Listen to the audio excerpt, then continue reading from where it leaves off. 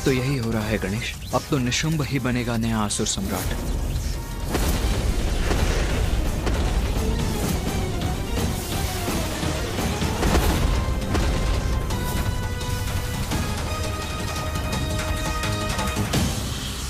अब क्या करेगा ये दुष्ट? देखने का प्रयास कर रहा हूं किंतु ये ऐसे वार कर रहा है जिससे दृष्टि बाधित हो गई है हमारी। हाँ।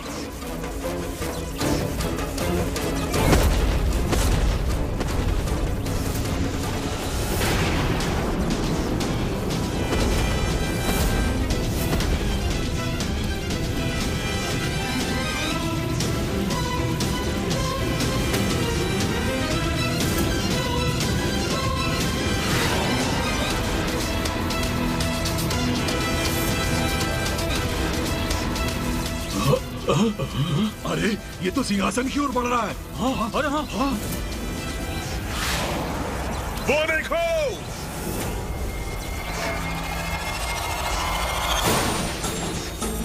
नहीं, ये नहीं होना चाहिए। ये उचित नहीं है। इन दोनों को कदापि विजयी नहीं होने देंगे हम।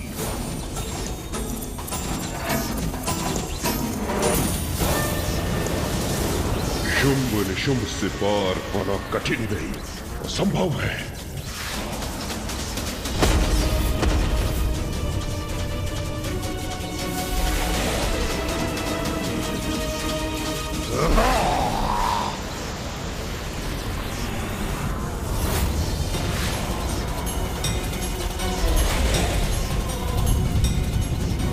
ये चारों मिलकर मुझ पर आक्रमण कर रहे हैं।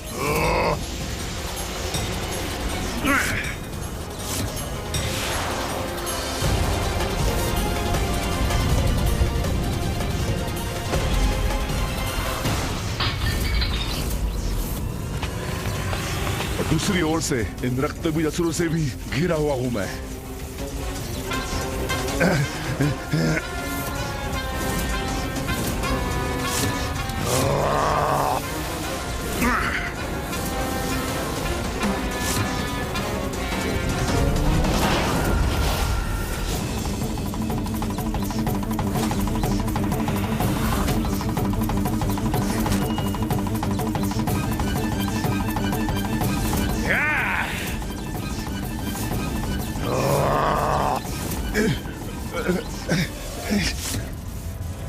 भैया, शुंभ तो दुर्बल पड़ रहे हैं और निशुंभ भी वापस जा रहे हैं। अब ऐसी परिस्थिति में अधिपति बनेगा कौन?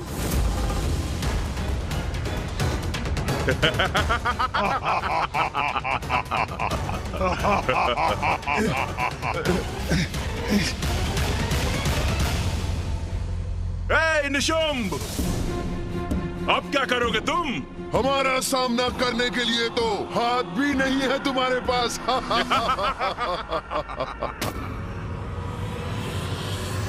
समय आ गया शुंभ, अब और कोई विकल्प नहीं।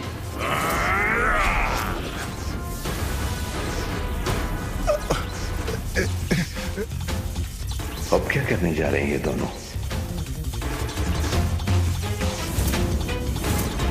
अब क्या करेंगे शुंभ और निशुंभ? क्या अपनी पराजय स्वीकार करेंगे?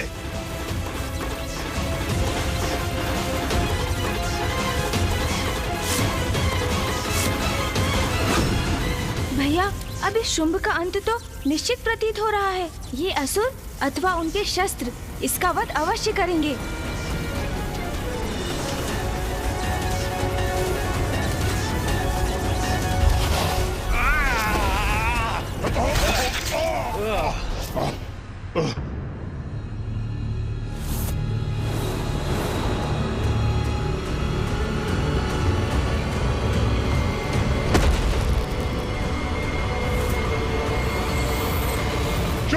दिखाओ इन्हें अपनी शक्ति।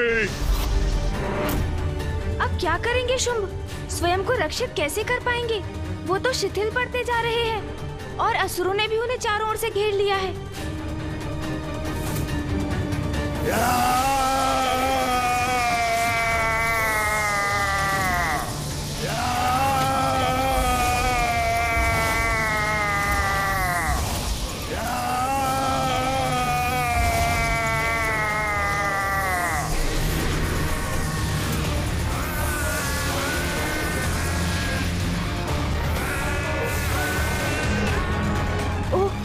तो अपनी स्तंभन शक्ति का प्रयोग कर अपने सभी शत्रुओं को जड़ कर दिया।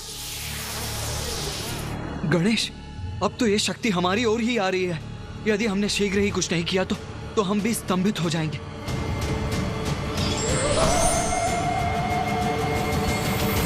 चिंतित मत होइए भैया, माता बगलामुखी ऐसी देवी है जो इन शक्तियों की काट है। अब मैं उन्हीं का स्मरण करने जा रहा हूँ।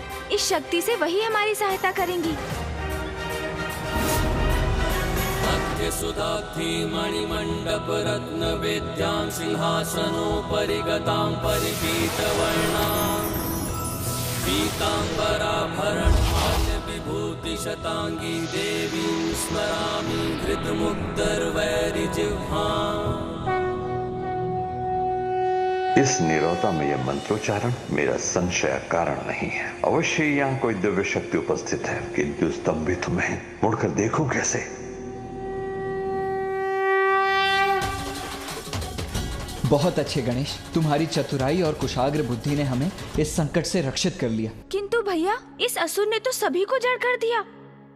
हाँ गणेश, किंतु तुमने भी अपनी सूझबूझ का परिचय दिया। उचित समय पर मंत्रोच्चारण कर इन तरंगों को हम तक पहुंचने से रोक दे। भैया, शुंभ के पास स्तंभन की वही शक्ति है जिसका संसार में आविर्भाव माता बगलामुखी के द्वारा हुआ। उच्चाटन, उच्चाटन, उच्चाटन। इसने अपनी स्तंभन शक्ति से सभी असुरों के साथ असुर गुरु शुक्राचार्य को भी स्तंभित कर दिया है। हाँ गणेश, शुंभ और निशुंभ तो अत्यंत शक्तिशाली हैं। विलक्षण युद्ध कौशल है दोनों का। साथ ही शुंभ के पास स्तंभन की शक्ति भी है। हमें इसी क्षण लौटकर देवताओं को शुंभ और निशुंभ के बारे में सूचित करना चाहिए। जो आज हमने यहाँ देखा वो सब हमें उन्हें बताना चाहिए। हाँ भैया, ज्ञात नहीं अब शुंभ और क्या करेगा, किंतु जब तक ये सभी शुंभ की शक्ति से प्रभावित और जड़ है, हमारे पास यहाँ से निकलने का उचित अवसर है। चलिए भैया।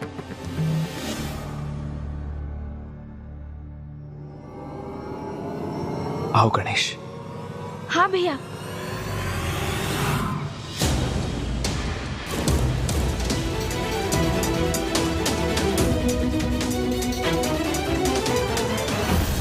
मुझे क्षमा करना भ्राता निशुंभ, मैंने तुम्हें बहुत कष्ट दिया।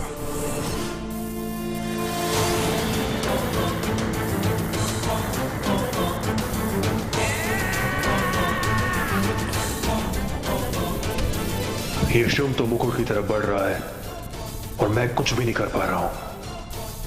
ऐसे में तो शुंभ असुर के महानायक बनने वाली स्पर्धा में विजयी हो जाएगा।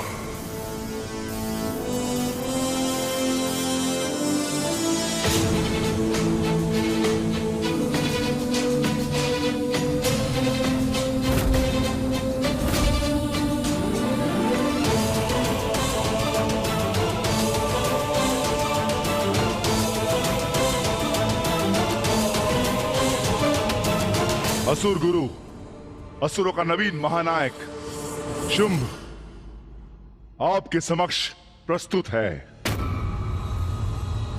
देखा गुरुदेव, शुंभ की शक्ति का परिणाम।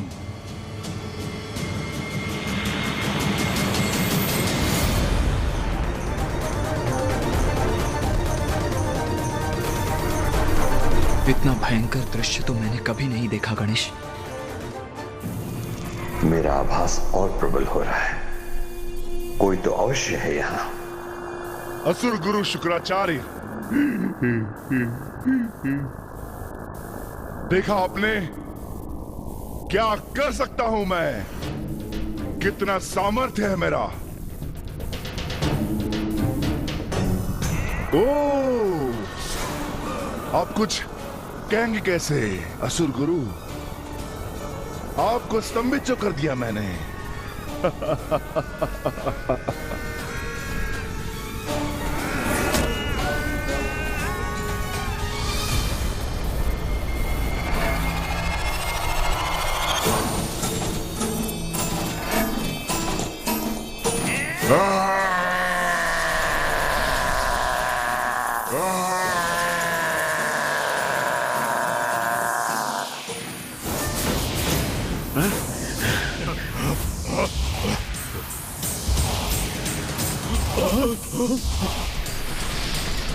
चलो गणेश, अब हमें शीघ्र ही यहाँ से निकलना चाहिए।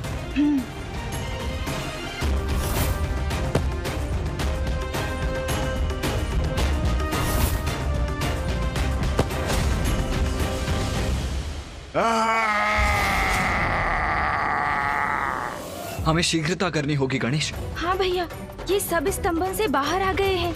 अब यदि इनकी दृष्टि हम पर पड़ी तो मेरी योजना विफल हो जाएगी।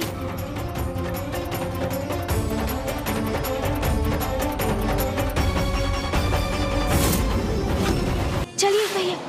ये धूमगढ़िका के समान कुछ दिखाई तो दिया मुझे। क्या था वो? कौन था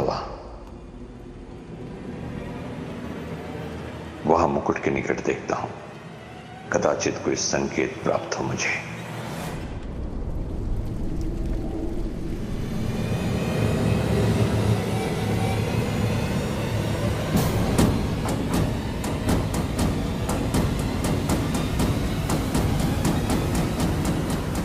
यहां तो कोई भी नहीं, किंतु ये कैसे संभव है? मैंने किसी के स्वर को स्मरण अवश्य किया था। असुर गुरु शुक्राचार्य, कितना परिश्रम किया मैंने, अपने अद्भुत शक्ति का प्रदर्शन किया मैंने, यहां उपस्थित सभी को स्तंभित कर दिया मैंने। यहां तक कि मैंने आपको भी नहीं छोड़ा मैंने, परंतु आपके मुख से प्रशंसा का एक शब्द भी नहीं फूटा। मेरा आभास भ्रम नहीं हो सकता, किंतु इस रहस्य को ज्ञात करने का नहीं, असुरों के नवीन महानायक के स्वागत का समय है ये।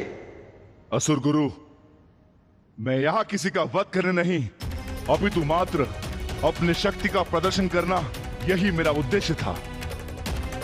शक्ति प्रदर्शन तो कर दिया शुंभ ने, और सभी को पराजित भी कर दिया। सर्वश्रेष्ठ योद्धा है शुंभ। असुर श्रेष्ठ शुंभ की जय! असुर श्रेष्ठ शुंभ की जय! असुर श्रेष्ठ शुंभ की जय! असुर श्रेष्ठ शुंभ की जय!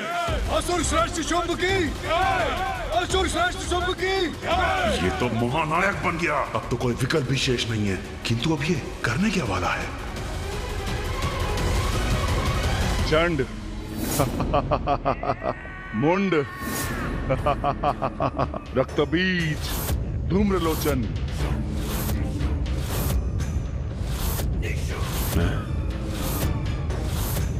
तुम सभी मेरे शत्रु नहीं, मेरे असुर भ्राता हो।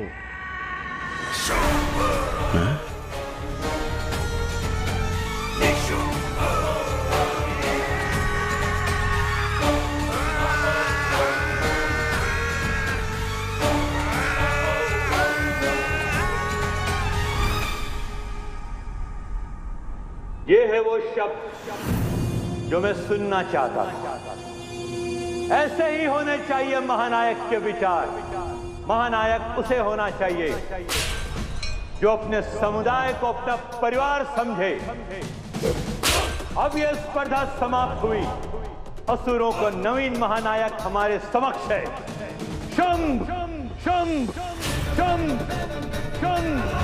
महानायक शुंभ की जय! महानायक शुंभ की जय! महानायक शुंभ की जय! असुर महाराज शुंभ की जय! असुर महाराज शुंभ की जय! असुर श्रेष्ठ शुंभ की जय! असुर श्रेष्ठ शुंभ की जय! असुर श्रेष्ठ शुंभ की जय!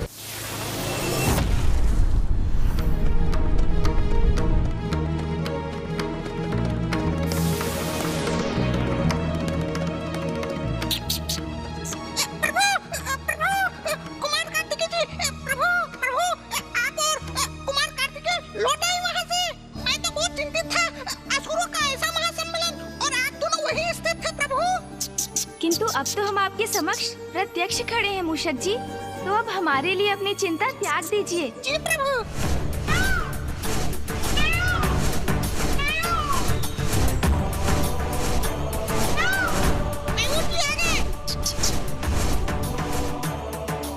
मैं इस सबसे सृष्टि को लेकर थोड़ा चिंतित हूँ गणेश।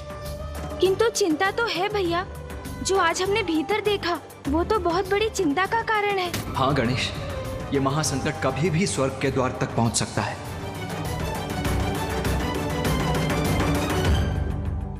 जब मैंने इस स्पर्धा के आरंभ की घोषणा की थी तो उसके पीछे एक ही विचार था, एक शक्तिशाली, सक्षम, कुशल और गुणी असुर महानायक का चयन। किंतु मुझे ज्ञात था कि इसमें भी कुछ असुरों को क्षति अवश्य पहुंचेगी, किंतु इसका भी समाधान है मेरे पास।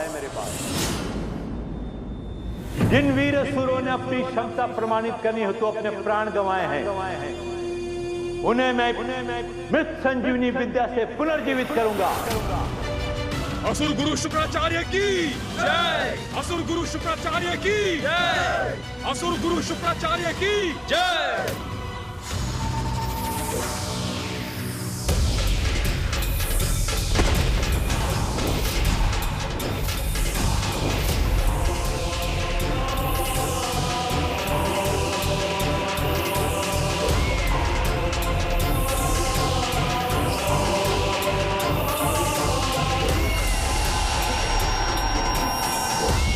असुर गुरु शुक्राचार्य की जय! असुर गुरु शुक्राचार्य की जय! असुर गुरु शुक्राचार्य की जय!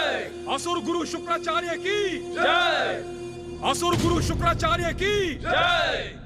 असुर महानायक सेना रहित रहकर कुछ भी कर पाने में अक्षम होंगे। इन वीर असुरों ने वहां पहुंचने की आकांक्षा में अपने प्राण गंवाए हैं जहां तुम खड़े हो महानायक शुंभ। तुम इन सब का नेतृत्व करोगे। मैं शुंभ आप सभी असुरों का मेरे प्रति स्नेह और आदर स्वीकार करता हूं। मुझे महानायक शुंभ को आप जैसे वीर असुरों के सहयोग की अपेक्षा है, जिसके लिए मैं आप सभी का धन्यवाद करता हूं। असुर श्रेष्ठ शुंभ की जय! असुर श्रेष्ठ शुंभ की जय! असुर श्रेष्ठ शुंभ की जय! असुर श्रेष्ठ शुंभ की जय! असुर श्रेष्ठ शुंभ की जय! असुर श्रेष्ठ शुंभ की जय! असुर श्रेष्ठ शुंभ की जय! असुर श्रेष्ठ शुंभ की। प्रतीत होता है असुर गुरु शुक्राचार्य ने शुंभ को असुरों का महानायक नियुक्त कर ही दिया। हाँ भैया, हमारे पास अधिक समय नहीं है। चलिए भैया, हमें शीघ्र लौटना है। शीघ्रता कीजिए।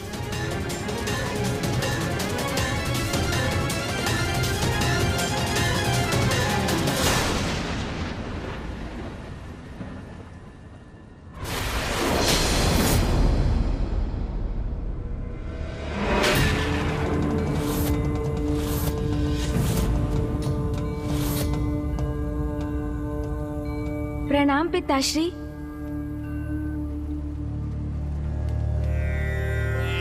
गणेश जी, तो ये भयंकर असुर शुंभ अब असुरों का नवीन महानायक नियुक्त हुआ है? हाँ ऋषिवर, भैया और मैं शुंभ और निशुंभ की अपार शक्ति और युद्ध कौशल की प्रत्यक्ष साक्षी रहे हैं। ये कैसी अस्पष्ट छवि है। बलवान तो वो है ही, और साथ में उनमें असुरों का नेतृत्व संभालने के गुण भी है। ये कैसा दृश्य है जो मैं देख रहा हूँ।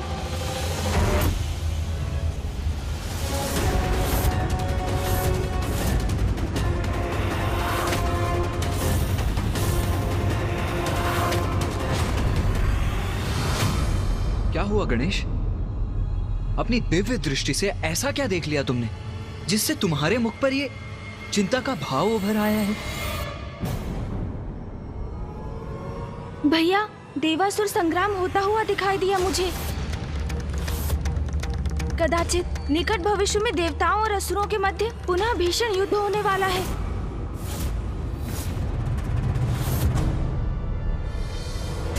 तब तो हमें भी तत्पर रहना चाहिए गणेश।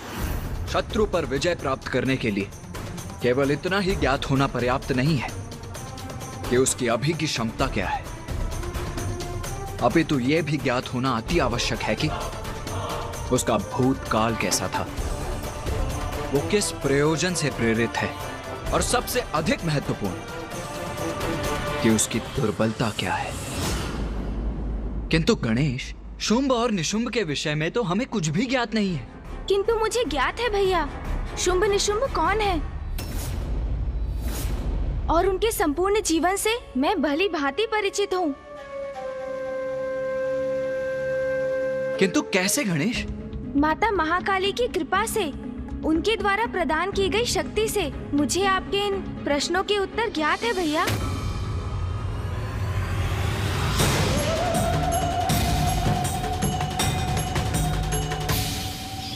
तो बताओ गणेश, ये शुंभ और निशुंभ हैं कौन?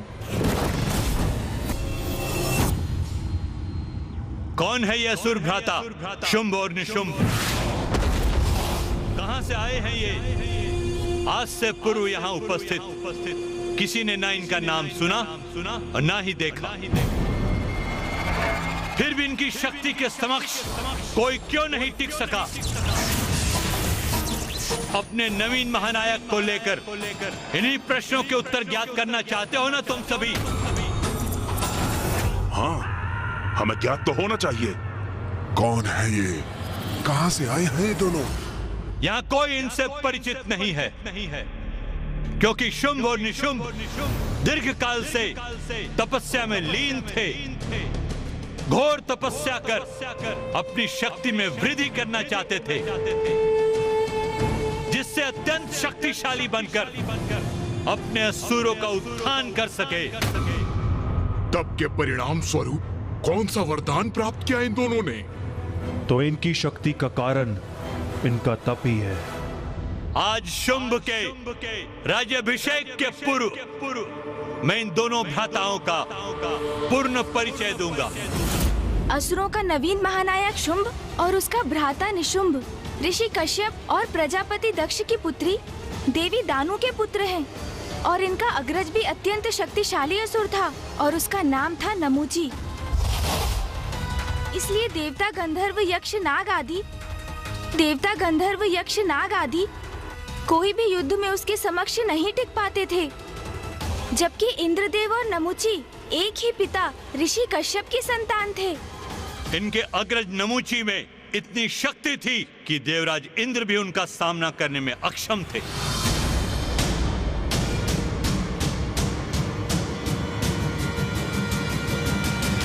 देवराज इंद्र भी सामना नहीं कर सकते थे नमूची का, तो क्या देवराज और नमूची का सामना भी हुआ? किंतु फिर क्या हुआ? नमूची देवराज के आसन पर स्थित क्यों नहीं है?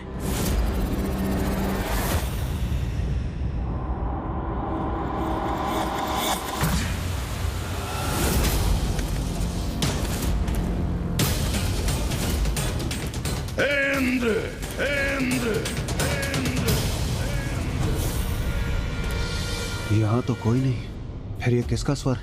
कौन है ये जो मेरे ही लोक में, मेरे ही भवन में मुझे इस प्रकार पुकारने की धृष्टता कर रहा है? कदाचित ये मेरा भ्रम है, कोई भी तो नहीं है यहाँ। देवराजेंद्र, कौन हो तुम? और इस प्रकार मुझे छिपकर पुकारने का क्या प्रयोजन है? यदि साहस है तो मेरे समक्ष आओ। तुम्हारा भ्राता हूं मैं, देवराजेंद्र। मेरा भ्राता?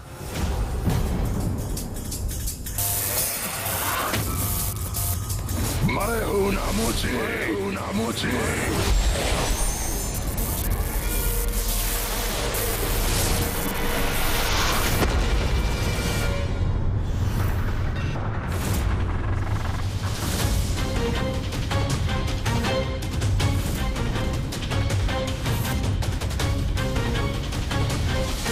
कहां हो तुम? नमूची! आओ नमूची, मेरे समक्ष आओ। क्या हुआ भीरू नमूची? यदि साहस है तो मेरे समक्ष प्रस्तुत होकर मेरा सामना करो, देवराज इंद्र का सामना करो। मैं इन मेघों में कहीं भी हो सकता हूं देवराज।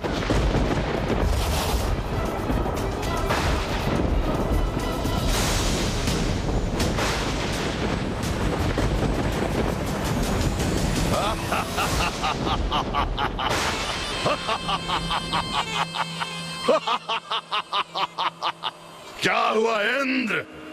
मेरा उपहार नहीं भाया तुम्हें?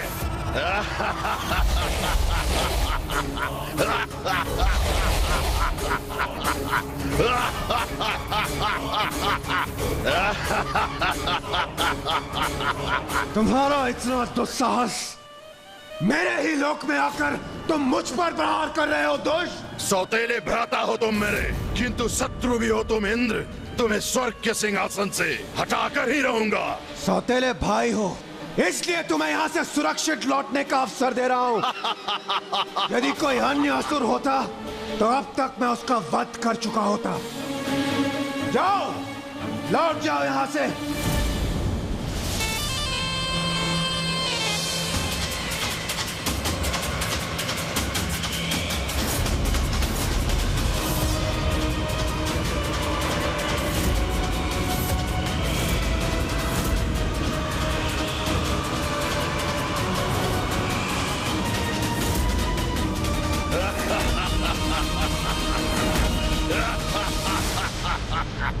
यहाँ से जाने के लिए नहीं, इस स्वर्ग पे अपना अधिकार स्थापित करने आया हूँ मैं, क्योंकि स्वर्ग पर असुरों का ही आधिपत्य होना चाहिए। बात मूर्ख हो तुम, जो तुमने मेरी चेतावनी नहीं सुनी। तो लो, अब मेरे प्रहार का सामना करो।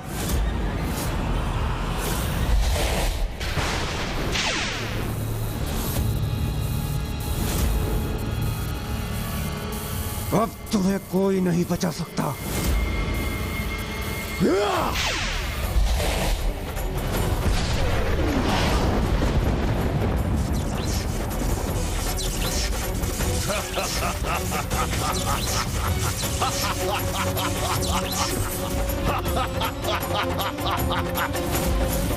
अरे थोड़ा तीव्र प्रहार करो इंद्र, युद्ध कर रहे हो मुझसे, परिहास नहीं। ये कैसे संभव है? इस पर मेरे प्रहार का तनिक भी प्रभाव नहीं हुआ। उचित है, और शक्तिशाली प्रहार करूंगा मैं इस पर।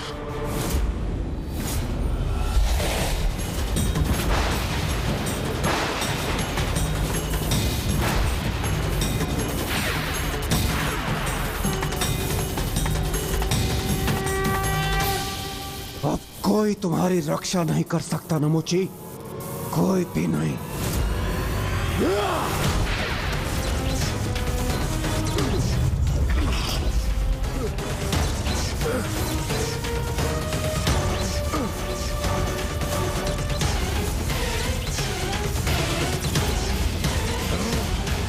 विद्युत की ऊर्जा से संपन्न है मेरा वज्र नमुची, और अब मैं अपने वज्र की विद्युत शक्ति से तुम्हें अपने लोक वापस लौटाऊंगा।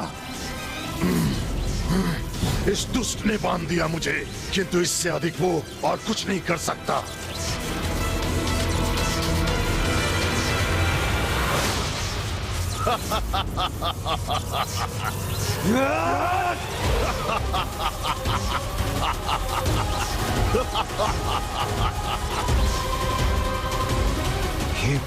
ये तो अब भी अपने स्थान पर अडिग है। इंद्र, और शक्ति लगाओ भ्राता। तुम्हारी संपूर्ण शक्ति का असफल प्रयोग देखकर बहुत आनंद आएगा मुझे। मेरे आनंद का कारण बनो। देवराज अवश्य हो, ये तो मूर्ख हो तुम। याद नहीं तुम्हें कि तुम मेरा वध कदापि नहीं कर सकते इंद्र, क्योंकि मैं वरदान प्राप्त कर संसार के समस्त अस्त्र और शस्त्र से सुरक्षित हूँ। कोई भी अस्त्र और शस्त्र मेरा वध नहीं कर सकता। यदि ऐसा है तो मेरे समस्त प्रहार इस पर व्यर्थ है। किंतु मैं तुम्हें अवश्य हानि पहुंचा सकता हूं इंद्र।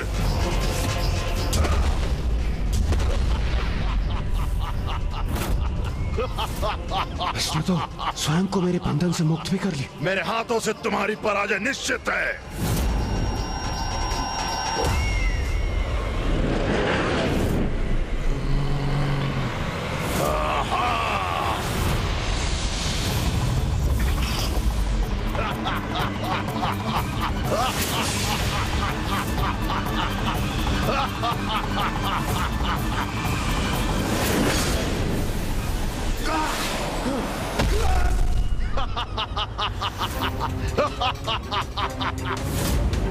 अपने भ्राता से कुछ सीखो इंद्र। शत्रु पे प्रहार ऐसे किया जाता है।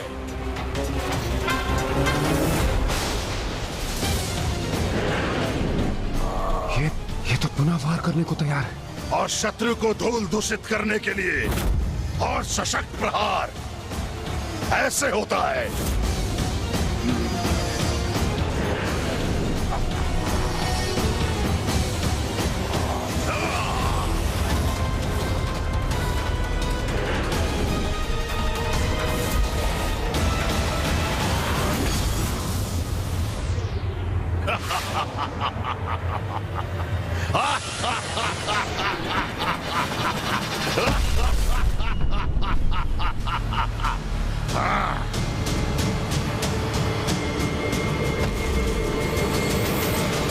गणेश, तो क्या देवराज इंद्र परास्त हो गए? नहीं भैया। तो फिर नमूची से देवराज ने अपनी रक्षा कैसे की? स्वयं के विवेक और संयम की शक्ति का प्रयोग कर भैया।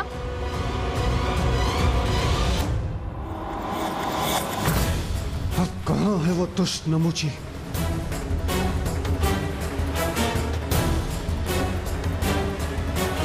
सागर के जल का ये फेन?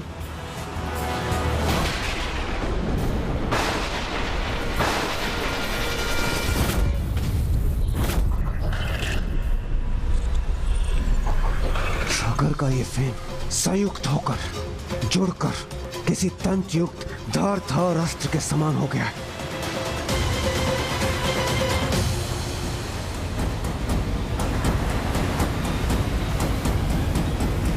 क्योंकि मैं वरदान प्राप्त कर संसार के समस्त अस्त्र और शस्त्र से सुरक्षित हूँ, कोई भी अस्त्र और शस्त्र मेरा वध नहीं कर सकता।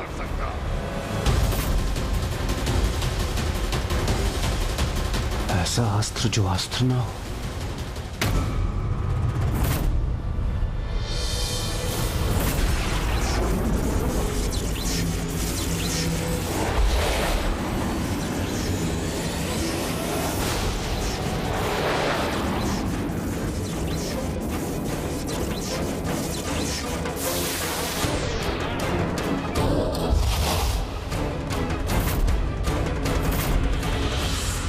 तो यहाँ छुपे बैठे हो तुम, यहाँ पराजित करो अथवा वहां, बात तो एक ही है इंद्र, क्योंकि पराजित तो मैं तुम्हें अवश्य करूंगा।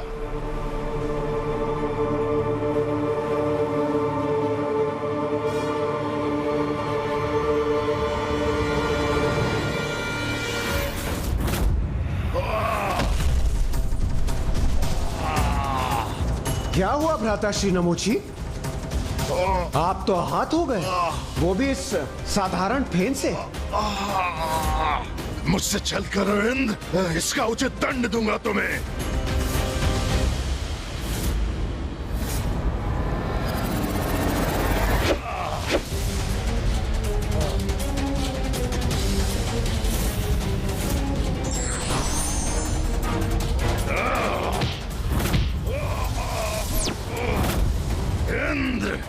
मेरा सामना नहीं कर सकोगे तुम। नमूची, हमारी दृष्टता अब और सफल नहीं होगी, कदापि नहीं। अब अंत होगा तुम्हारा दुष्ट।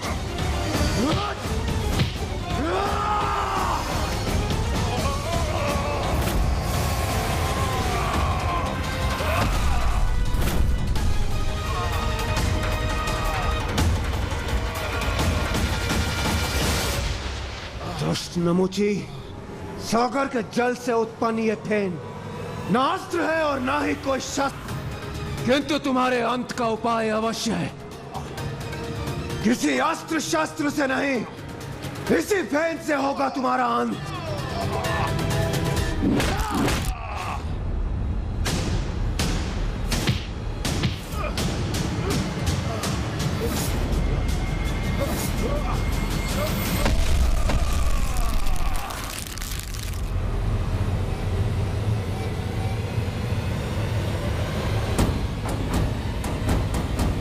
बुराई का अंत सदैव बुरा ही होता है। एक असुर का अंत हुआ तो दूसरे का उत्थान, और इस प्रकार अपने भ्राता के वध की सूचना शुंभ और निशुंभ को मिली।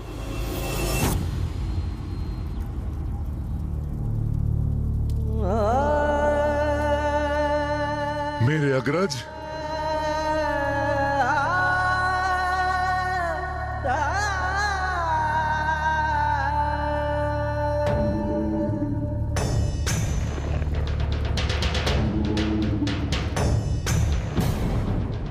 कौन है वो जिसने मेरे अग्रज नमुची को मृत्यु के मुख पहुंचाया? किसने किया है दुस्साहस?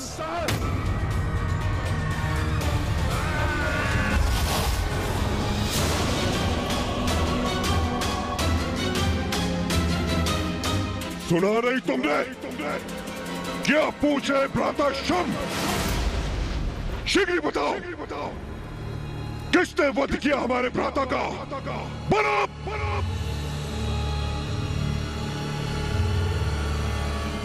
स्वामी,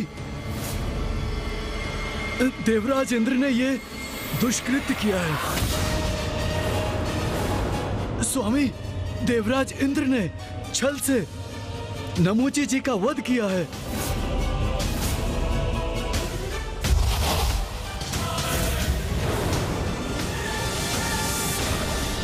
आज अभी मैं शुंभ निशुंभ प्रतिज्ञा लेते हैं। हम दोनों भ्राता देवराज इंद्र से अपने अग्रज नमुची की मृत्यु का प्रतिशोध अवश्य लेंगे। और उसी दिवस नमुची के अंतिम संस्कार के पश्चात शुंभ और निशुंभ ने घोर तप के लिए प्रस्थान किया। ओम ब्रह्मदेवाय नमः। ओम ब्रह्मदेवाय नमः। ओम ब्रह्मदेवाय नमः। ओम ब्रह्मदेवाय नमः। ओम ब्रह्मदेवाय नमः। ओम ब्रह्मदेवाय नमः। ओम ब्रह्मदेवाय नमः। ओम ब्रह्मदेवाय नमः। ओम ब्रह्मदेवाय नमः। ओम ब्रह्मदेवाय नमः। शुंभ निशुंभ निरंतर कठोर तप कर रहे थे और उनके तप का प्रताप शुंभ निशुंभ को ही निमग्न करने लगा। ये देखकर फूफा जी ब्रह्मदेव चिंता में आ गए।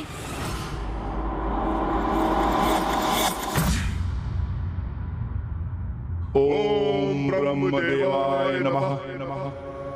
स्वामी, आप शुंभ निशुंभ को वरदान देकर अपनी चिंता दूर क्यों नहीं कर लेते? ओम ब्रह्मदेवाय नमः। ओम ब्रह्मदेवाय नमः। ओम ब्रह्मदेवाय नमः। आप इतने विचार मग्न क्यों हैं स्वामी? ये दोनों कई वर्षों से आपके प्रति भक्तिभाव धारण कर आपकी इतनी कठोर तपस्या कर रहे हैं कि इनके तप से उत्पन्न तेज ही अब इन्हें प्रभावित करने लगा है। देवी, शुंभ निशुंभ ये तप किसी बड़े वरदान की प्राप्ति के लिए कर रहे हैं। जैसे ही उन्हें यह वरदान प्राप्त होगा, वो देवताओं के लिए कोई बड़ा महासंकट उत्पन्न करेंगे। क्योंकि देवी, असुरों को दिए वरदान का परिणाम देवताओं के लिए विपत्ति लेकर आता है।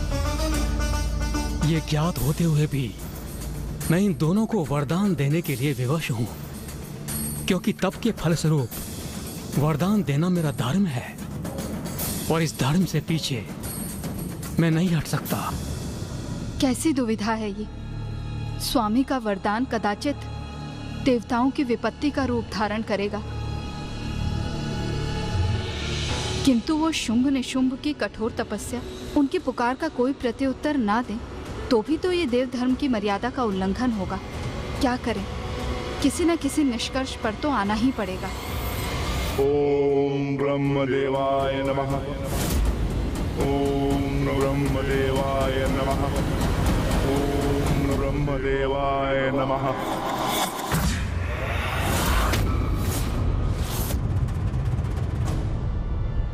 तो गणेश, फूफा जी ब्रह्मदेव ने क्या किया? वही जो उन्हें देव धर्म के लिए करना उचित लगा।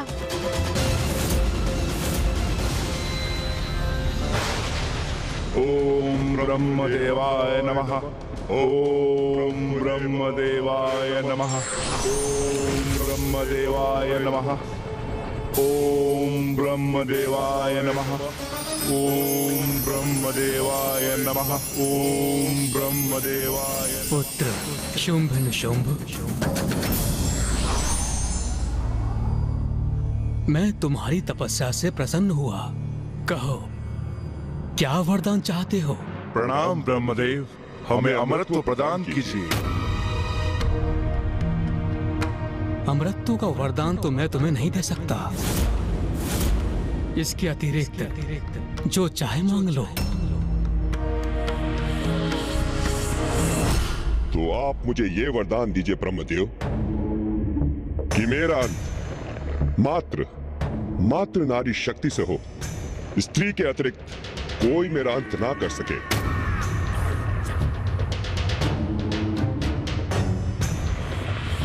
तथास्तु, तथास्तु।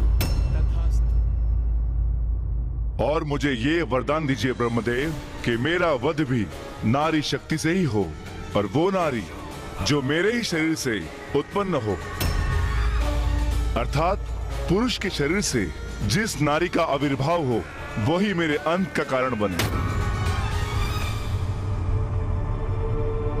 वरदान दीजिए ब्रह्मदेव, यही वरदान दीजिए। तथास्तु, तथास्तु, तथास्तु।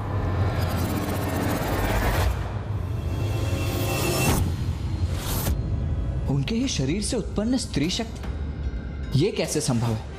यही तो विशेष बात है भैया कि अब चालाकी से प्राप्त किया हुआ ये वरदान ही उनके अंत का कारण बनेगा।